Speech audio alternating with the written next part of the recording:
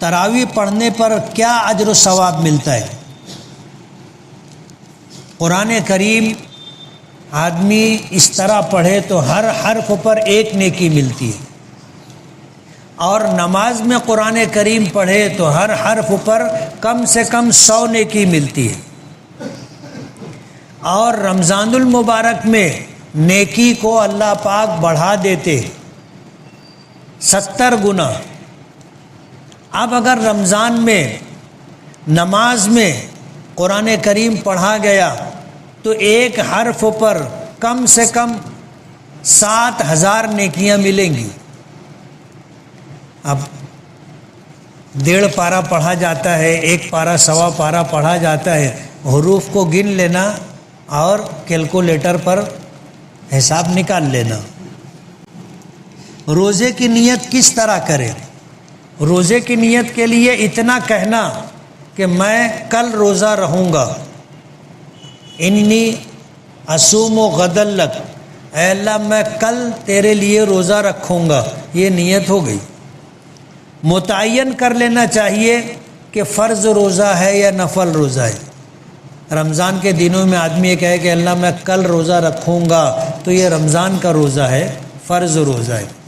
اور رمضان کے علاوہ جب ہم روزہ رکھ رہے ہیں تو ہمیں نیت کرنی پڑے گی، متعین کرنا پڑے گا کہ یہ نفل روزہ ہے یا فرض روزوں کی قضا ہے یا منت مانے تھے اس کا روزہ ہے۔ اس طرح بغیر سحری کے روزہ رکھنا کیسا ہے؟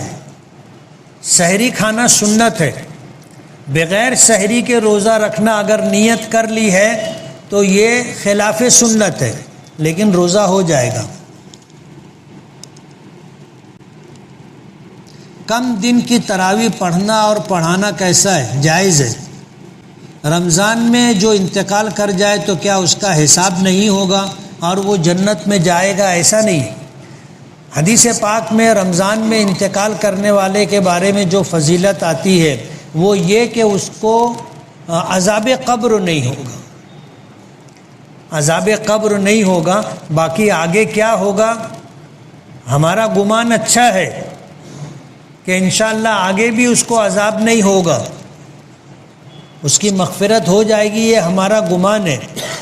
وجہ اس کی یہ ہے کہ جب اللہ نے قبر کے عذاب سے اس کو بچا لیا، جو آخرت کی منزلوں میں پہلی منزل ہے، تو انشاءاللہ آگے کی منزلوں میں بھی اللہ پاک اسی طرح کرم فرمائیں گے اور اس کی مغفرت ہوگی اور وہ جنت میں جائے گا۔ لیکن یہ ہمارا گمان ہے، ایسا کہیں حدیث میں ہے نہیں۔